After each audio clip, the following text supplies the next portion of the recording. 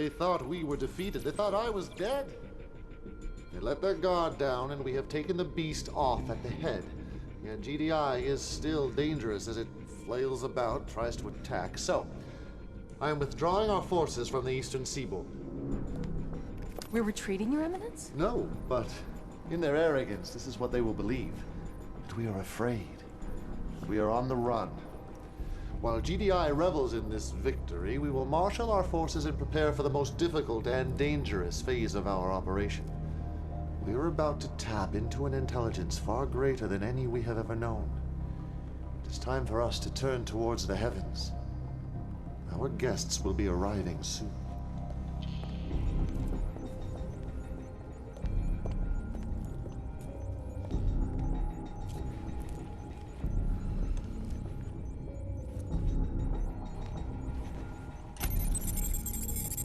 Archival file retrieval mode. Global search for computer-assisted, biologically augmented life form. Cabal.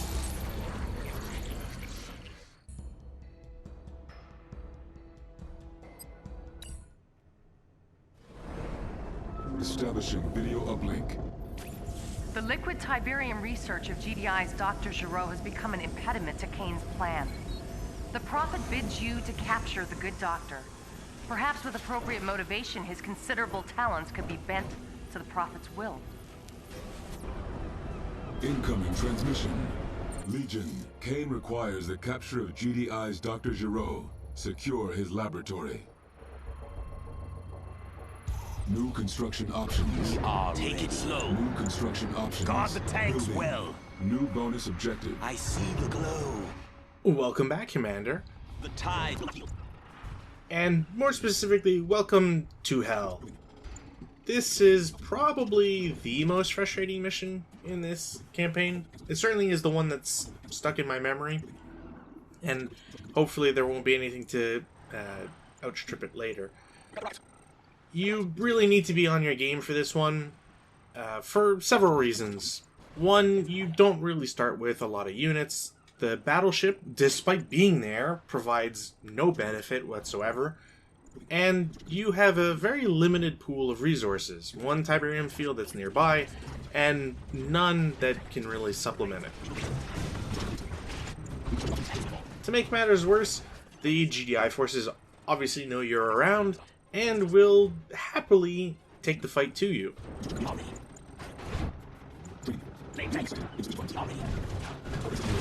Ashes will fall. We are ready. The fact that you start on the beach and are always at a lower ground is also something that I don't quite appreciate. It puts you at a serious disadvantage, especially later, which obviously we will get to see. It's time. Cleansing fire. Ashes will fall. The tides will not yield. Do Our not base toy is under power attack. of the flame. I certainly don't know if at a certain point I'm just sort of abusing mechanics or whatnot, Share this gift. but it really is valuable to constantly build avatars, They're not leaving here. Flame. or at least in this case purifiers. Same thing, really. We must get close. Simply because you really need a unit that you can reclaim for very cheap while having a very large impact on the battlefield.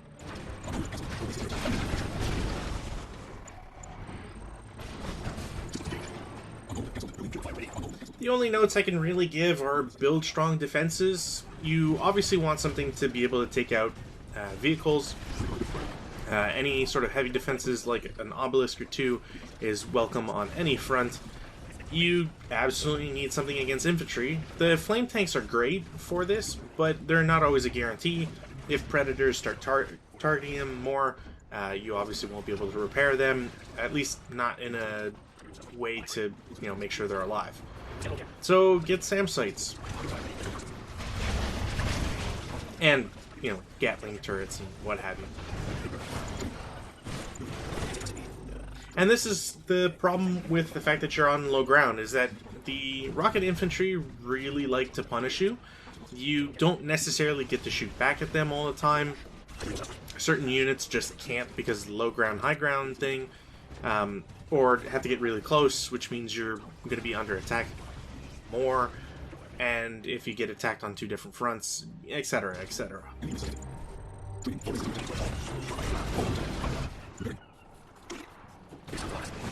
If anything, it is a blessing that the AI doesn't really take advantage of zone troopers. If they did, it would just make protecting harvesters that much harder, because you would simply just jump down the hillside or breakwater. Well, it's probably not a breakwater, but anyways, seawall, jump down, smash a harvester, and there you go.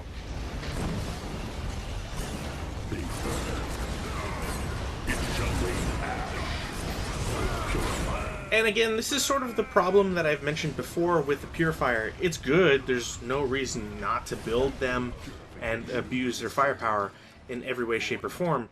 However, they always had that liability or limitation of not advancing upon their enemy, which means that they don't take advantage of the flamethrower that they carry, and infantry like zone troopers can not necessarily make easy work of them, but nonetheless make work of them.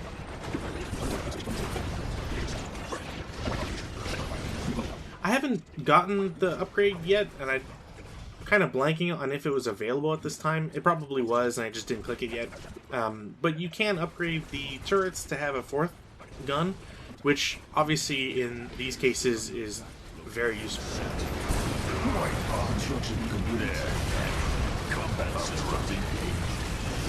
We must share this here. None can stop us. The wait is ended.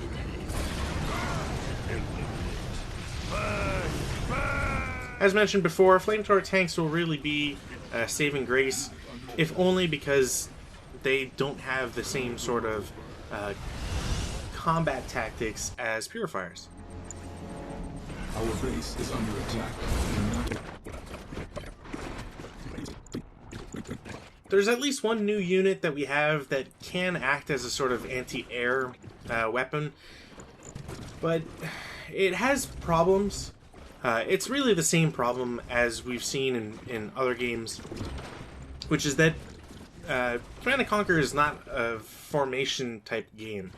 You can force it to in certain instances, some of the earlier Command & Conquers, for example, and I'm sure there's a keyboard shortcut in Kane's Wrath that I just ignore. However, because the game does not enforce it strictly in the same sense as Warcraft or Age of Empires, you end up with units that with different speeds that you can't really take advantage of their synergies. What I mean by this is that, for example, attack bikes are very fast, can shoot ground and air units, but by themselves are fragile and kind of useless to have as a solitary unit. If you pair them with Nod buggies, purifiers, flamethrower tanks, etc., you can have a varied force that attacks all manner of troops and is at least more survivable.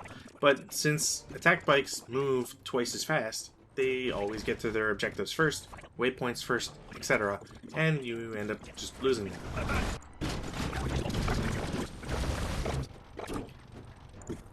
You can probably see why this mission is really annoying. GDI has no real shortage of troops or money, it seems, and you just really have a hard time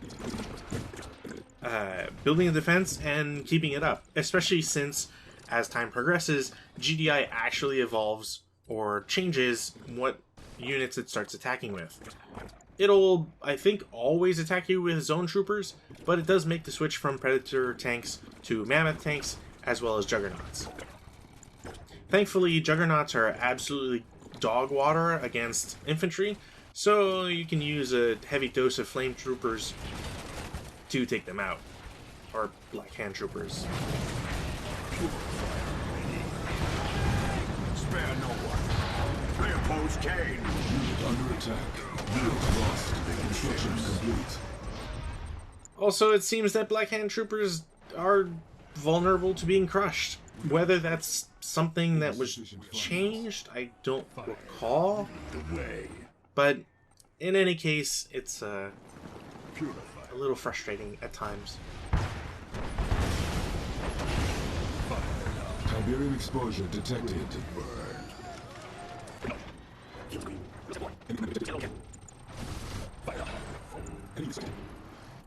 Oh, I also forgot to mention, and I'm sure the astute viewer has already seen, but commandos also will show up every once in a while. So, yeah, just invest in an obelisk of light. That's really what you want. Also, if you can manage it, get some rocket troopers. If hammerheads just suddenly show up and kill all your rocket troopers, you're SOL. So, you know, thanks hammerheads. Of all the things the GDI needed was a dedicated anti-infantry air unit that really does good work.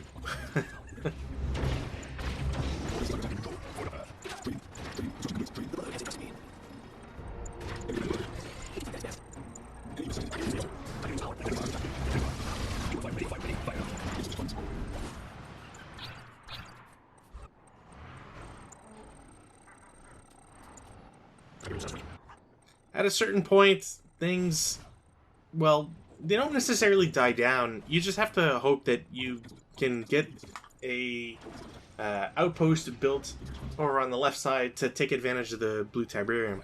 Because without it, you're not going anywhere fast. The AI has a very healthy green field. I believe it might even be 2 in the northeast corner of the map. And so, unless you can sneak some units in there and constantly destroy harvesters, you're not really going to advance all that much. It's also important to get the Gatling turret upgrade, because boy howdy, those lasers are way better than the, I guess, shotguns that they normally use.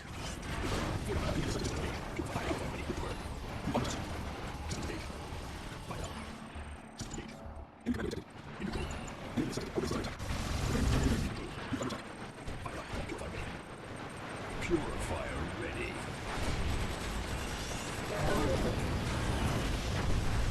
So, as mentioned, some units just end up making it into certain areas faster. The Mantis is another great example of a attack bike-esque unit. Unit under attack. To make matters worse, we're going up against sonic emitters again, and they just have great range and do a lot of good damage. So, yeah, target those first. Our base is under attack. First and always. It shall rain ash. Thankfully, the flame damage upgrade that normally would just benefit your Black Hand Troopers and flamethrower tanks actually benefits the purifiers too. So, yeah, take advantage of that as well. Fire is purity. Active purification. It shall rain ash. In control. I didn't really ever get to show off Mantises, even when we were taking out Brother Marcion. Essentially, they are robot-only units, which doesn't really change anything, but it's notable enough to be described as such, so here we are. They're fast, they have to stop to shoot, which means that they have to deploy a little bit. Take it or leave it, they're alright. They're better, essentially, than rocket soldiers for mobility, but ultimately, I don't even really know how much I prefer them over attack bikes, since they seem to fill the same role without not overlapping each other, really. I think I just built them in this case because I wanted some diversity. Acknowledge. Building. On hold. Cancelled. On hold. Construction complete. Cannot deploy here. Fire. Target vector. Ready to burn. In control. Our base is under attack. Enemy units sighted. By the time GDI forces are constantly attacking you with juggernauts, you really feel the sting of such units and just how annoying they can be. Unit lost. Acknowledged. Forge a path. Training. They're not all that accurate, yet they still manage to do quite a bit of damage. Advance. Thankfully, though, it's not the Talon, Steel Talon version, so they're not carrying infantry with them. Not that I've seen. Which would probably be even more frustrating. Unit under attack. Purify. All. I should also state that it's not technically necessary to even destroy this base. We do have to capture a building if we want the bonus objective, which I believe in this mission I still miss a bonus objective, and I forget how. I'm not going through this mission a second time, that's for sure. But essentially, the goal is for us is to go and get Dr. Giraud. However, if you ever play this mission, and hopefully play it on an easier difficulty, just go with the destruction of the GDI base first, and have like a shit ton of purifiers so that you can just walk around and vacate any building in seconds. It's a little abusive to just walk all these units around and little puffs of blue flame and smoke to, you know, take everybody. Also, yeah, there's statues of Havoc, so that's cool.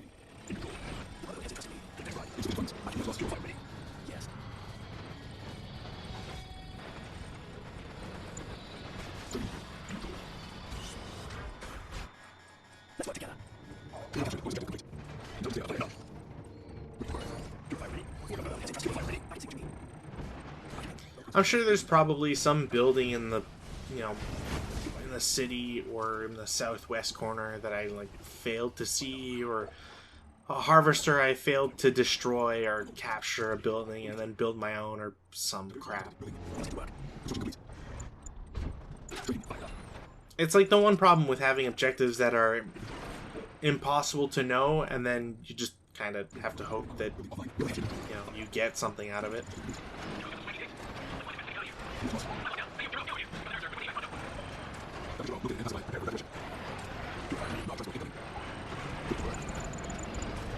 Now, I thought that the mission would be over, but unfortunately, Dr. Gero can't just walk to the beach, and we have to see this. So what ends up happening is GDI forces get a lot of extra units, these units spawn in, and will try to attack Dr. Gero. And obviously you need to stop this. Construction complete. Find a good spot. Our base is under attack. For the curious in the southwest corner, I'm pretty sure that's an aircraft carrier, but I don't think I can actually blow it up.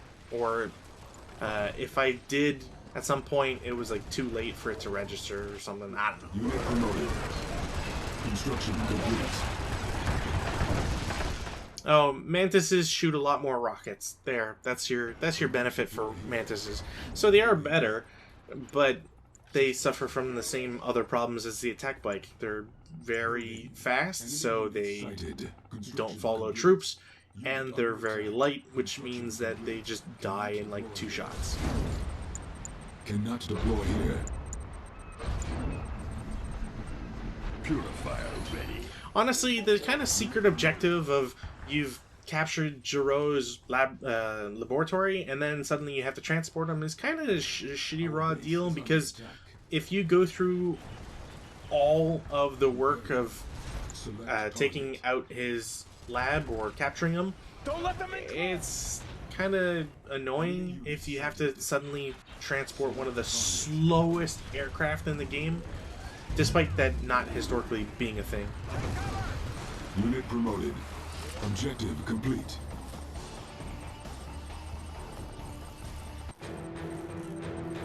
Mission accomplished.